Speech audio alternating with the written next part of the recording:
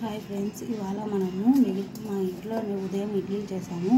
ఉదయం ఇడ్లీలు చేసిన దాంట్లో మిగిలిపోయిన ఇడ్లీలు, ఈ ఇడ్లీలతో నేను ఒక వెరైటీ వంట చేస్తాను. చూడండి, ఈ ఇడ్లీలను ముందుగా సన్నగా కట్ చేసుకోవాలి. ఈ విధంగా కట్ చేసుకోవాలి.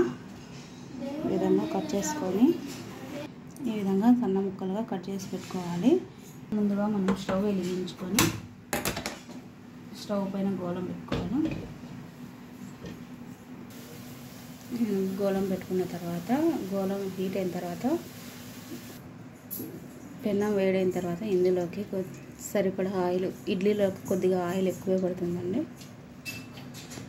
చూడండి, ఈ విధంగా ఆయిల్ వేసుకున్న తర్వాత మనం ఇందులోకి ఆయిల్ వేడైన తర్వాత ఉల్లిపాయ కట్ చేసిన ఉల్లిపాయ, పచ్చిమిర్చి వేసుకోవాలండి.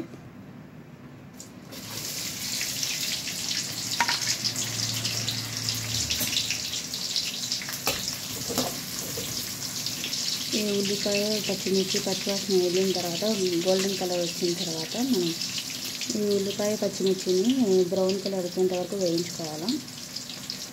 ఇందులో కొత్తిమీర, కరివేపాకు యాడ్ చేయాలి. చూడండి, ఉల్లిపాయలు ఈ విధంగా వేయాలి కదా. ఇంకా కొద్దిసేపు వేపుకున్నాము.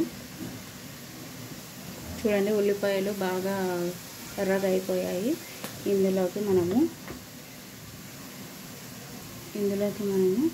ఒక స్పూన్ కారం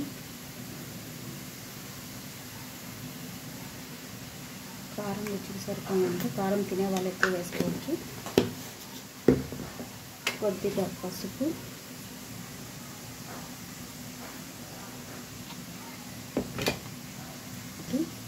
కొద్దిగా సాల్ట్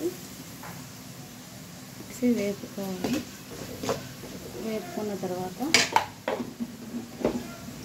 ఇందులోకి మనం ముందుగా కట్ చేసి పెట్టుకున్న ఇడ్లీ ముక్కలను వేసుకోవాలి.